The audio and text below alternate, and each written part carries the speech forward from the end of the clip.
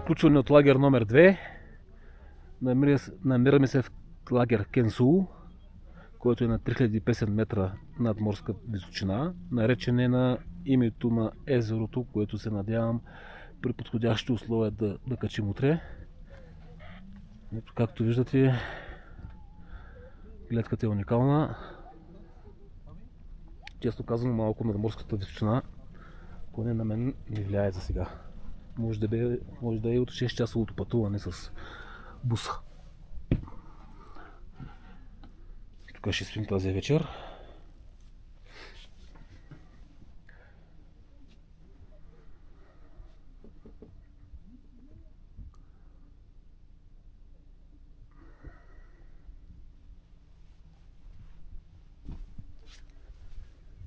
И сутринта като стана ще ме очаква тази гледка.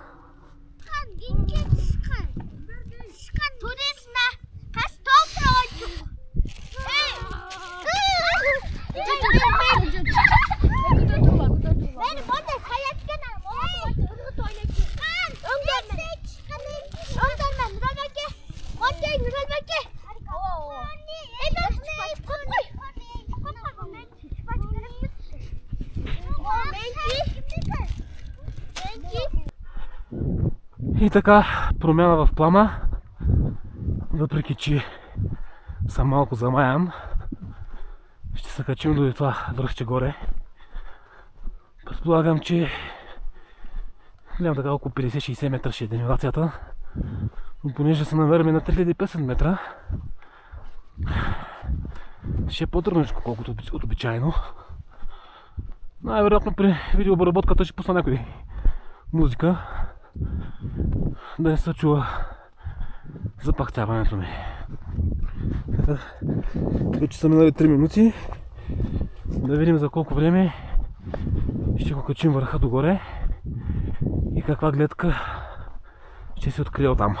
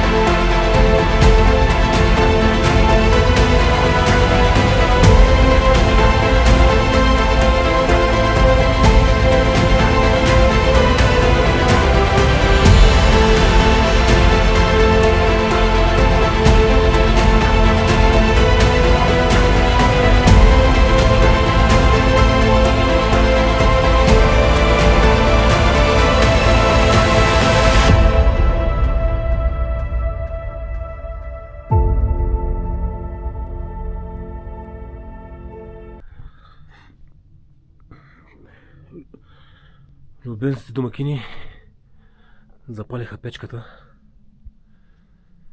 защото вънка се е студено.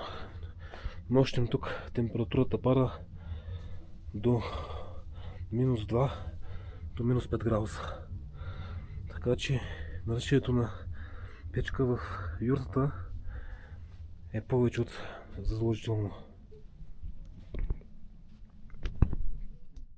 Банда, взехме решение да не ходим до езерото, времето е лошо, а пътя на обратно до Нарин е доста труден. Много завои, ще е много кално и ако намокри много, може да стане доста опасно. И решихме след закуска да си правим багажа и да поемем обратно към града. За съжаление няма да видим езерото, което е доста красиво. Така се. Времето не мога да се бориш срещу него. Чем да си стягам багажа, да е готов след закуска и обратно към Нарин.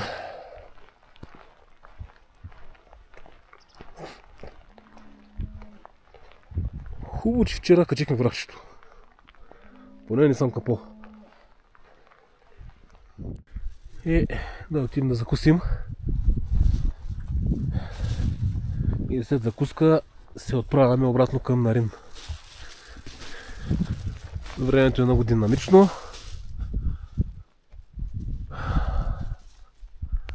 Ей, красивите върхове отсреща.